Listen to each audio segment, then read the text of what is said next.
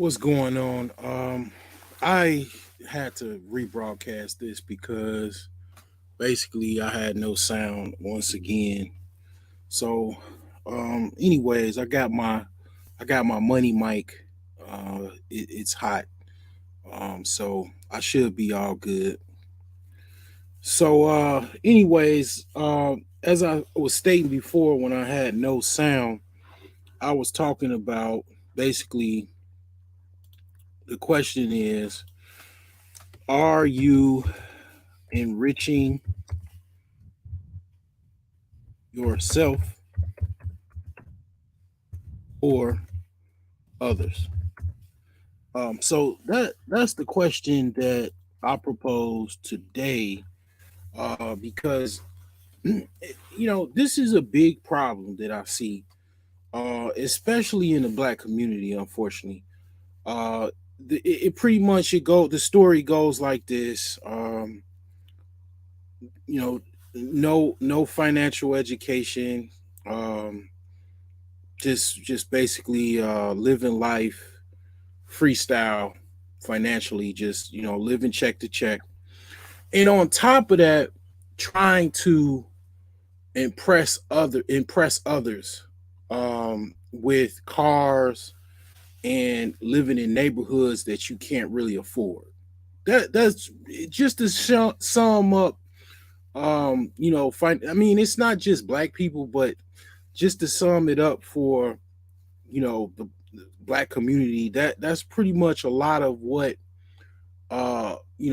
people I see do, and including me. I've one time tried to keep up with the Joneses and stuff like that. I mean, we all striving to be our best selves, and of course to be our best financial selves as well.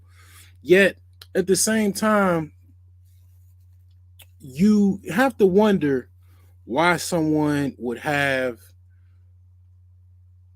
a brand new car, like a 2021 vehicle, and then the vehicle is like, let's just say $45,000. Let's just say it's a I don't want to say Honda Telluride because I think that's more expensive. Let's just say it's a brand new Buick. I know a Buick is about that price, about $45,000. And then their house is basically, they have a mortgage on a house that's $75,000.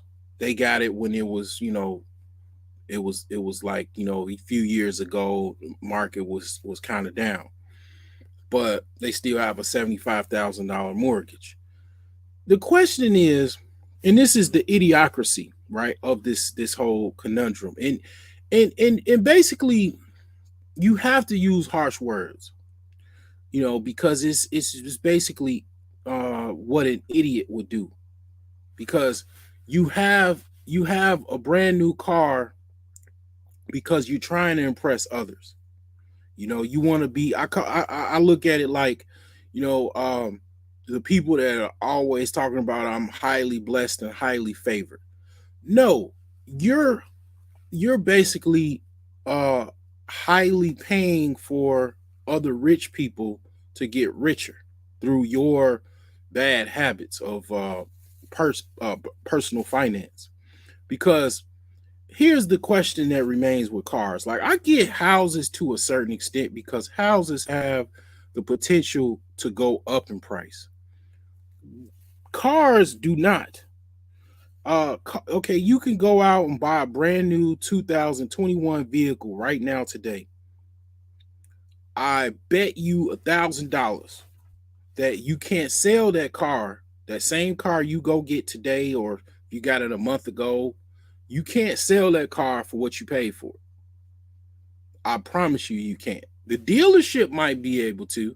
They might have a hard time, but you can't get that car that uh you know bought for $45,000 plus financing costs, because it's plus. It's not just $45,000. You financed it for $45,000, but see, financing APR, annual. Here's the thing that This is what you probably never heard nobody say this. Maybe if there is an annual percentage rate, meaning if there's a year, there's a month, there's a week, there's a day, there's hours, right? You can actually break an APR down to a second. You can literally mathematically. This is like I say, I'm broke genius. I ain't, just so happens just don't have the money yet. But you can actually break an APR down to the very freaking second of the day of your life that you're paying. So literally, you're paying $45,000 plus interest.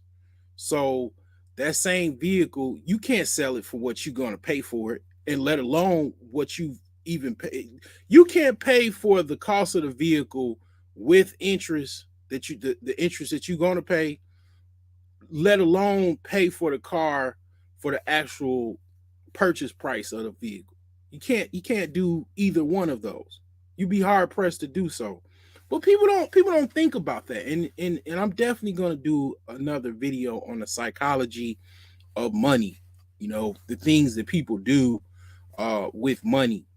Now, like I said, the only reason that people do it is because they want to impress others. It's all about impression. You know, um, it's both women and men. I mean, definitely, I would say women do it really, really, really bad. They gotta have a new car, like a new purse and a new pair of shoes, but they don't have the money to actually, let alone go and buy the car cash. They have to finance it. So what ends up happening is the car loan becomes a 4 to 5 year cycle. So get a car brand new, okay, get the warranty on it, great. Get the gap insurance, which costs extra and is financed into the loan. Have to get the full coverage insurance. Full coverage insurance, is very expensive. Okay. It's a lot of accidents. Insurance costs, just like all other costs involved with inflation, is up. Okay. What you pay for car insurance 5, 10 years ago, you're not going to pay that rate today. You're going to pay more than that. So you're going to pay full coverage insurance, you know, and the car's purchase price plus interest and all the taxes, fees. They just roll everything into this thing, right? To this loan. Gonna pay for this car for about 4 or 5 years. Gonna put down. You might not even put any down payment. If not, you might put 2,000 down, 1,000 down, or whatever. You might even trade in because you already had a car. You're gonna trade in your vehicle. They're gonna basically steal the vehicle from you. You trading that vehicle in is literally the equivalent of giving it away to the dealership for free. If you think I'm lying to you, go ask someone that sells cars before. They'll tell you the same thing. You basically, when you trade a car in, you're literally giving it away for free, because basically they're gonna take the value of whatever the car is, whatever they give it to you for. They're gonna make up with the cost that they lose to where they're not gonna lose anything. They're gonna roll it into the interest that they charge you, and basically, in essence, you'll just be paying exactly. You'll be getting nothing of value for the car. You better off selling the car from a private seller for whatever you can get it for, and then taking that money and putting it on the down payment of the new car. But a lot of people, most people, do not do that. So the thing is that, you go do that, then 4 years come roll around, then you want the next latest vehicle to impress others. Because it's not about necessarily you're making the best financial decision.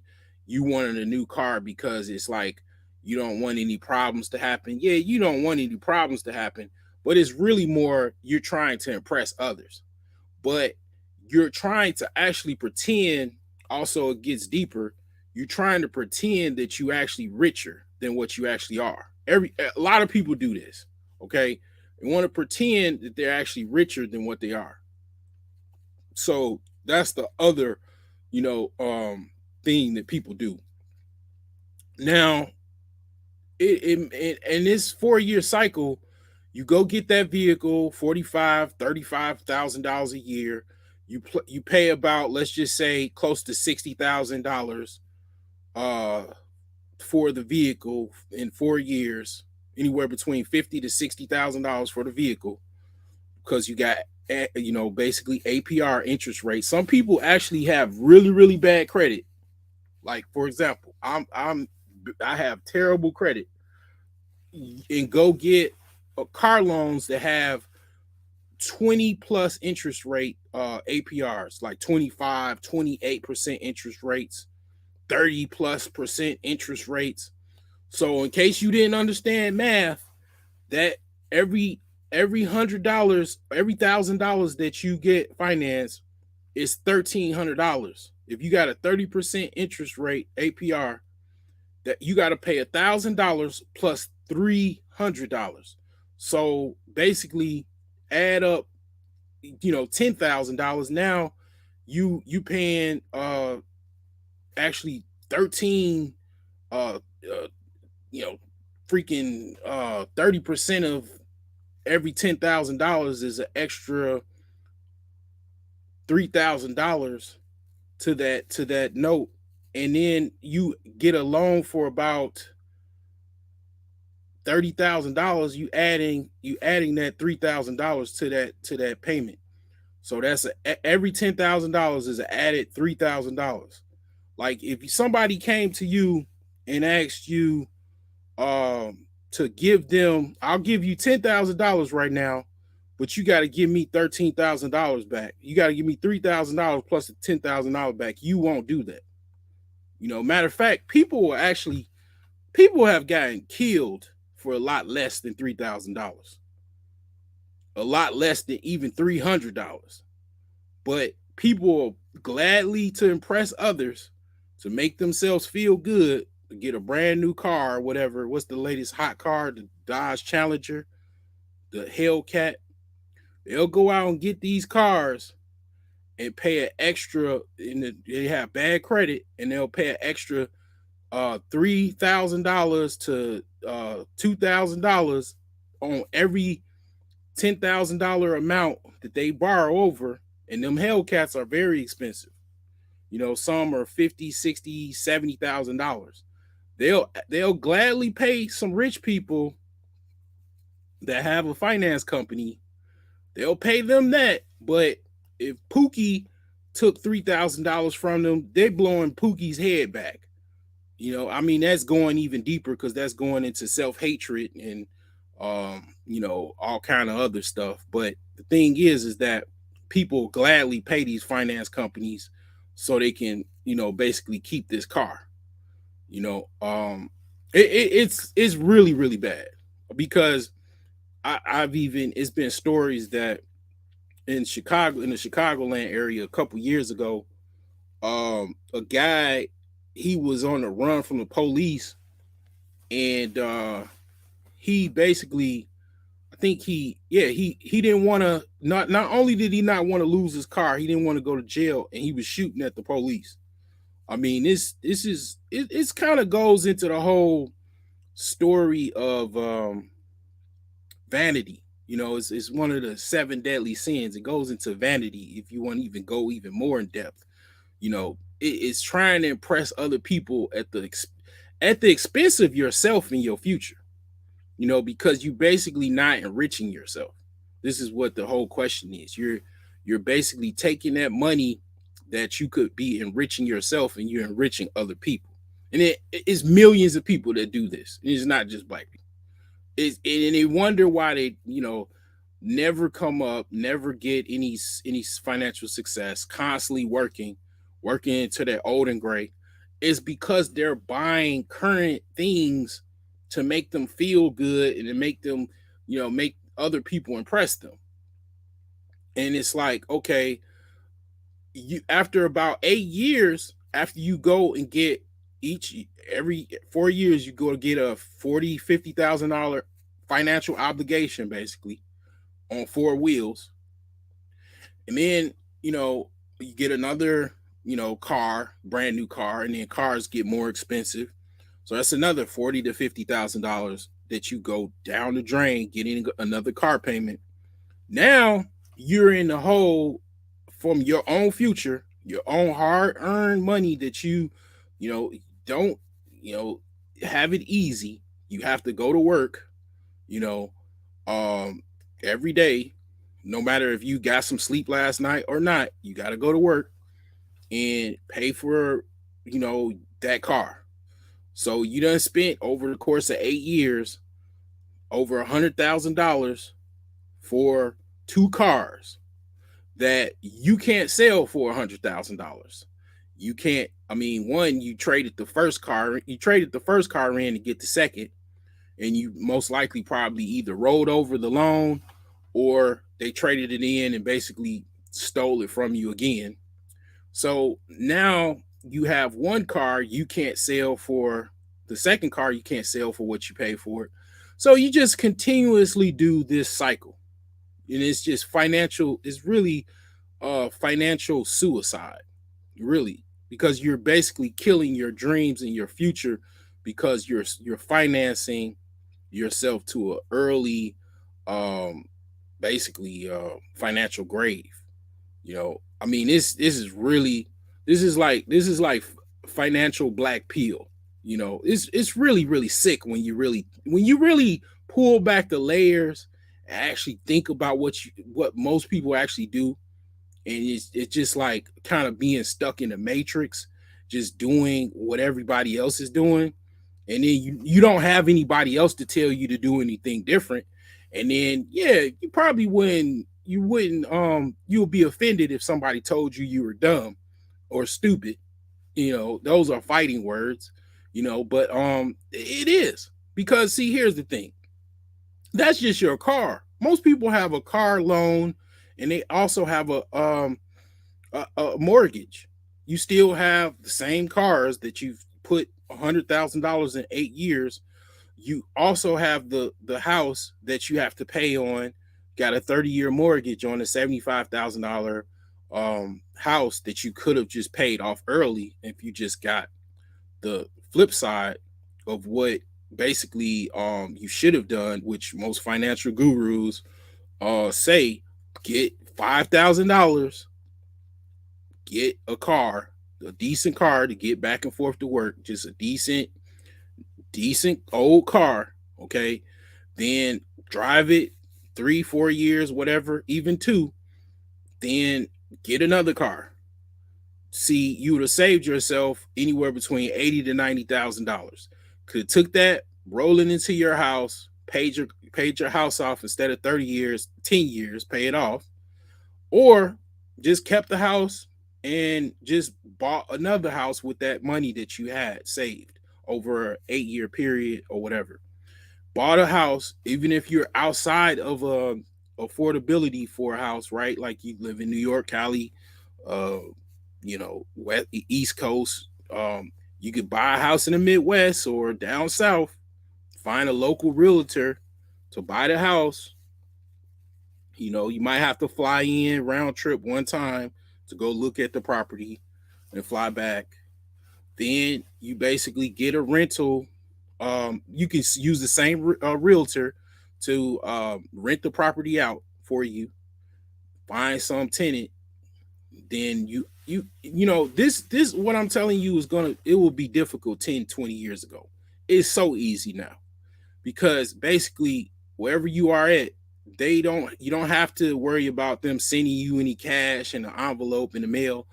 They have all kind of apps, they have websites that a tenant can pay online on the app their rent to you every single month without fail. And then of course you have Cashapp, you have Venmo, you have Zelle. They pay you that. This is like if you outside of the area of like affordability, you can't afford another property, right? You go buy $50,000 house in Tennessee somewhere or something, or Missouri or whatever, and then you get rent income coming in. and then you also have another property somewhere that push come to shove, you can rely on that property. Let's just say you lost your job, you just had some bad luck. Well, you got a property somewhere, that you could rely on, that is paid in full. So the thing is that it's all kind of ways to look at it, but you can actually, by doing that, you end up enriching yourself. And then after you do that for a while, buy another property, and buy as many as you can over the course of time. And that's how you do that. Because this conversation started when I was talking about the Millionaire Savings Plan. Basically, what I was saying earlier, because I lost my sound, there was no sound on my I did this video. This is my second go around. When it comes to the Millionaire Savings Plan, it's going to be difficult to actually get past steps 4 and 6. Okay, after steps 4 and 6, your job, for I would say 90% of people, it's going to be difficult for you to get past these steps with just a regular job, with your regular income from your job.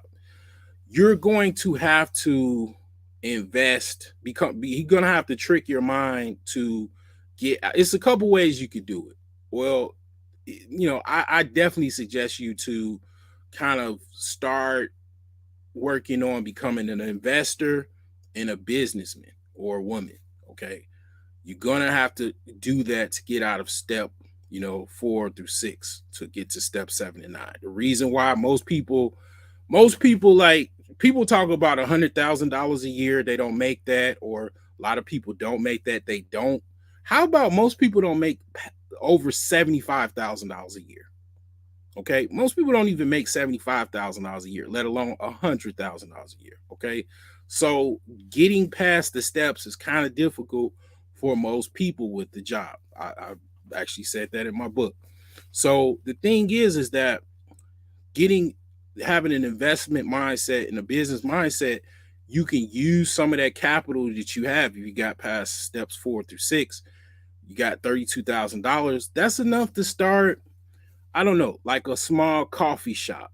Okay, that's enough to in some areas buy an investment property and work on it and fix it up. You can buy some goods and sell it on Amazon or eBay. Even you got Facebook Marketplace. Craigslist is still where people sell stuff. You got OfferUp. So it's like you're going to have to take the money that you actually have, you're going to have to flip it. I mean, you're going to have to kind of look outside of being an employee and actually being an investor and a businessman to actually get further up these steps. Most people's jobs alone, it'll just take you too long, a little over forever, to get past those steps. Now, the thing is that it's another way you could do it, and it's probably the most difficult depending on the person. Is to enrich your skills, learn something new. Like, for example, learn how to program computers, become a nurse, because nurses make typically over $100,000 depending on what market you are at. Of course, doctors, lawyers, even high level CPAs, become a graphics designer or something like that, do UX design. Those things, a lot of people, I mean, to be honest, I work in hardware. I work in computer hardware. I've been working in computer hardware for 15 years. People don't even like doing what I do. And it's not as difficult as being a software engineer or a computer programmer, at least in my opinion. But, people don't even like working on computers, like, repairing computers and stuff like that. They look at it like you got to be very, very intelligent, very smart. I mean, it helps, but, you could train to become a computer hardware technician in like about anywhere between 90 days to 6 months. You should be able to be a novice and be able to do that. But computer hardware does not pay as much as a software engineer or a computer programmer, software tester, stuff like that. So you could probably get over 50, but I mean, if you want to enrich your skills, really you want to get to that six-figure mark, you're going to have to be like a manager, like I say, a nurse, doctor, of course, physician's assistant, dentist. I mean, you're gonna have to go back to school for a long time, for some years, and it's gonna cost some money. If you able to go back to school to learn coding or take a boot camp or just learn, sit down and learn coding. It's YouTube courses on there. It's Udemy. It's a lot of different like courses you could take on coding. um I would say even try to find a mentor, somebody that already does coding, and see if they can help you. But it's not for everybody. I mean, it might be more easier for you to transition to become an investor or a businessman versus trying to kind of like go back to school or something like that and reinvent the wheel. Uh, you know, some truckers I've heard make over $100,000, but I'm be honest with you, a lot of people don't want to drive trucks. Okay, like that's the problem. Like a lot of people, they just that's a very very difficult job.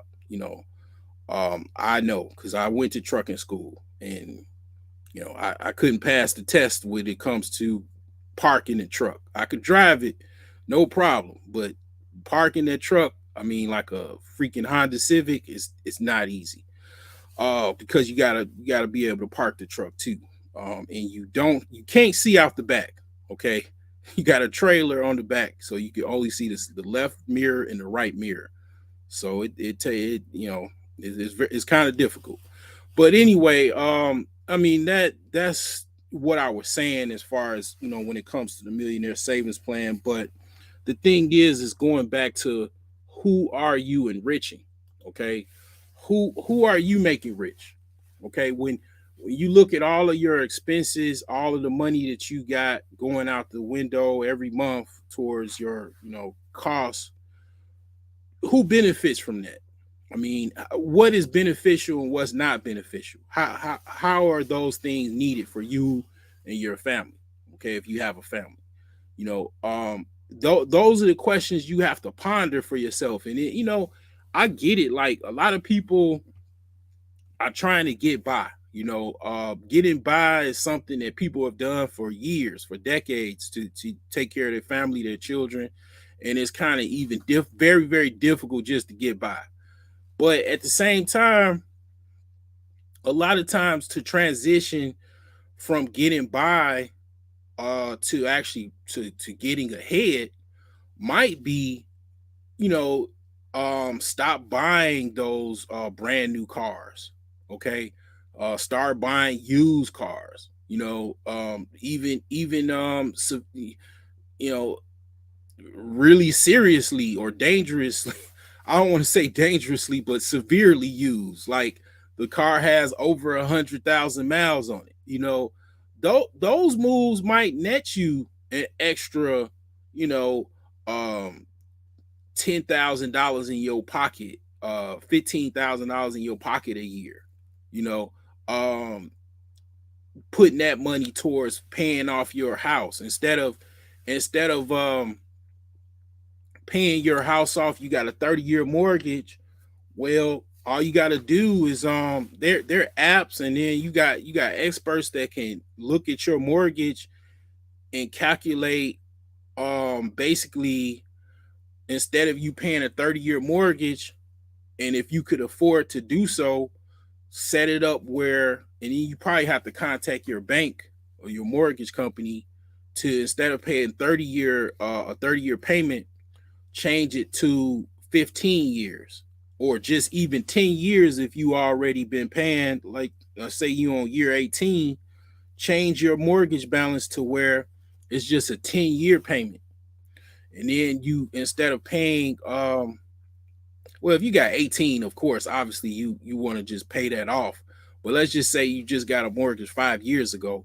you want to probably, if you got the extra money, you want to take that 30-year payment and then just calculate it to where you pay it off in 15 instead of 30. Really ideally 10 if you could, but 10 might be a stretch. 15 is pretty doable, because basically, obviously, instead of paying that regular mortgage payment, you're gonna pay twice. You're gonna pay twice that amount, and then instead of paying 30 years, you're gonna pay 15 years. Now, is pros and cons to this. Obviously, the con is going to be is times that it's very difficult to pay the mortgage. It might even be very difficult to pay it now. Um, but the pros is that you're gonna pay it off, pay the house off sooner. Okay, because the sooner you pay the house off, the more money is in your pocket every month. You don't have to pay anybody out. You know, um, and the other pro is when you pay double payments, you've already set it up with your mortgage company, because you gotta set it up with your mortgage company first, because they have your loan. A lot of mortgages companies, they have it set to where uh, you paying 30 years, and you gotta like have them kind of recalculate that a lot of times. Like, you gotta consult with your mortgage company before you just do this. So the other pro to that is your home's value, because you pay more than one payment, you paying two payments, you basically getting more equity over the time. As long as the housing value goes up, you're eating away at that principal and interest when you are paying that extra payment. So you basically become more of an owner. You get more ownership because you're paying more. You know, so those are a couple of the pros with that. You know, obviously that will be difficult. Depending on how much money you have on any given month. So the thing is that also with the housing thing, as far as the question, as far as are you enriching others or yourself, it's all right to rent a house or rent a apartment and save your money. That's fine, because the more money that you save, the more you could put on a house and purchase it outright, or put a big large down payment over, let's just say 30% down, and then you have less mortgage to pay depending on the interest rate you get. You know, that's fine. It's also even better if you can get a house that's maybe not in the most ideal neighborhood, that's cheaper. I mean, if you don't, I guess if you don't have children, it's just you could get a house in another neighborhood, maybe get a security system, get a dog, get some weapons or whatever. You'll be all right. And then you'll save your money. You'll instead of like you paying, $3,000 for your mortgage, your mortgage would be like $800 a month. And then you save that capital. Now you could pay the house off. You can get a 10-year mortgage. You can start the actual mortgage process with only a 10-year mortgage instead of a 15 or a 30. And then you pay it off, or even you just let's just say you have a plan for, let's say, 2 to 5 years. You're gonna pay a lot onto the mortgage. You're just gonna pay it, fix it up or whatever if you need to fix it up, and then you're gonna rent it out. And you've already saved a lot of money. You can go get a house in another community that really more desirable neighborhood or whatever. You could take that money and go get another house in a better neighborhood, and then you pretty much have a house that's pretty much already mostly paid off, if not already paid off. So the people that you rent to, they'll pay your mortgage at your second property. They'll literally pay your mortgage that you get in another neighborhood or whatever. And I mean, you'll have two properties. You'll have one is paid for or just about paid for. And then you have another property that your tenants at your first property will help you pay for out of pocket. You literally will just, you know, have your tenants paying your mortgage and a little portion of your mortgage that you already might have at your first house. So, I mean, these are just like basic concepts of enriching yourself, and it does require you to control, check that vanity, check that whole I'm balling on a credit card, I'm balling with a finance, a charge, type of lifestyle. Because I see nice cars. I mean, I get it, you know and most of the nice cars that I see, I got to remind myself, this person is most likely paying a car payment. I mean, this person, with this brand new car, has a car payment due at the end of the month. Okay. I do not. Shit. I don't care how bad my car looks at the time. I don't have no car note. Okay. My money, going to where it's going, but it ain't going toward no car payment. So I know a lot of people don't have the cojones to buy a house cash and fix it up, or not just in an area where it's affordable. I get it. If you're not in an area where you can afford it, I get that. I understand. Um, but it's people that are in my area. There's people that are peers of mine I went to high school with. They don't even buy. They don't even pay cash in, like, less desirable neighborhoods. Because or whatever. They might have the money to buy house cash. They don't do it. They just, I don't know. I mean, people have their ways about them, and that's it. But you got people that even, most people don't buy houses for cash, even in my particular locality, which I'm in the Midwest. They'll just get some nice house that's way overpriced. Even some people get these little prefab, not even so much prefab, but they'll get these like houses that are in these new developments. And if you look at the inside of the house, is the materials is pretty much particle boards. It's like your whole house, don't let a tornado come in, it'll just blow it down, because the house is made with very cheap material. And then paying over $100,000, almost $200,000 for a house that's basically a bunch of particle board with siding on it and house wrap. And yeah, I mean, it's cheap material, and it's like just in a nice locality, but it's like, yeah, I mean, they're paying all of this money for it. And it's like, what are you getting in return? Okay, you're paying for the location, I get it. You're paying for the little nice little prefabricated house or whatever. And it just doesn't make it's just the equivalent of getting a brand new car that you can't really sell for what it is, or it's just like, it's not worth the price, really. I mean, at the end of the day. So you gotta be it goes into being a conservative consumer, or a consumer that is looks out for what's their best interest is.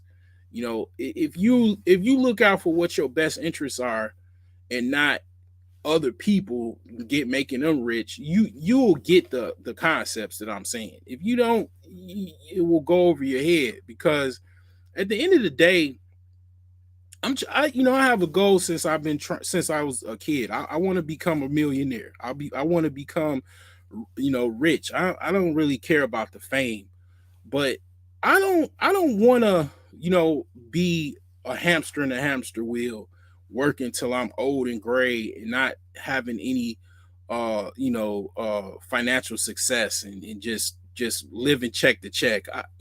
That's one of the reasons why I wrote this book. This is the reason why I came up with these concepts, so I can get away from that. I've seen so many people in my family, my parents live like this, other people live like this, and live and die. And it just really something that I know can be avoided. I know it's avoidable. I mean, yeah, I got dinged with the student loan thing, the student loan bug or whatever. I'm managing it, but the thing is that a lot of the whole cars and housing stuff can be avoided, with like I said, using the concepts that I stated before. I mean, putting a higher down payment, getting a house that is paying it off cash if you're in an area where you can afford that. You can basically get, instead of a 30-year mortgage, you can get a 10-year or 15-year, because I see people with BMWs. I see people with Mercedes Benzes, Jaguars. Those are $70,000, $80,000, $60,000 cars. Some BMWs and Mercedes are $100,000. They got a car loan on those, and they're paying. If you can pay off a BMW or Mercedes that is close to $100,000, if not $100,000, you can pay that off in 6 to 7 years. You could definitely pay off a house. That's where that whole concept is. That, as far as I'm concerned, they even have 5-year loans, for mortgages.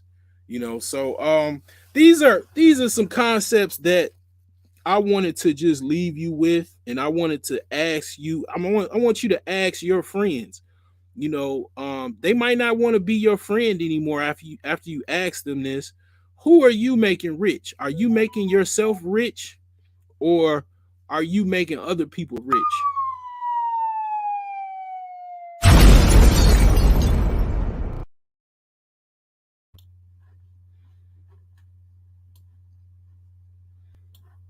Message. But you got to have strength to be able to talk like that. And strength ain't knowledge without no bankroll. Well, let me say it again. Strength with knowledge is one way, but if you don't have their God, aka their bankroll, they won't listen. Do you think one of the things going on? Oh, he's talking again. See, now they got to say that and say, Mr. Hopkins is talking again. God we trust. You got money in your pocket? Now, if it's a phony, don't pour it out. Read the back of it. If it's counterfeit, don't pour it out. You know what that says? You know what that means, right? Power. Power. You ain't teach the brother the significance of that money? Oh, yeah. He ain't teach you the significance of it? Huh? I gotta find that. Yeah, he didn't tell you the significance. Let me break technology down for you, of forefathers. In God we trust. See, they understood that this would become some God, somebody's God. We all see that, right? Bailouts, bonuses. We in the recession, they still getting $17 million bonuses. This here, without knowledge, you'd be like Tyson, my man. See, let me tell you how one side owes the other. You can have this and be respected, but knowledge will make this soon separate from you. Ever heard of food and his money will soon do what? Separate. So once you take this without knowledge, you got this, and this will be gone. It just take a little time, years. But they say right? To leave you. Now, when you got this, they're God, and you got this, you become their problem.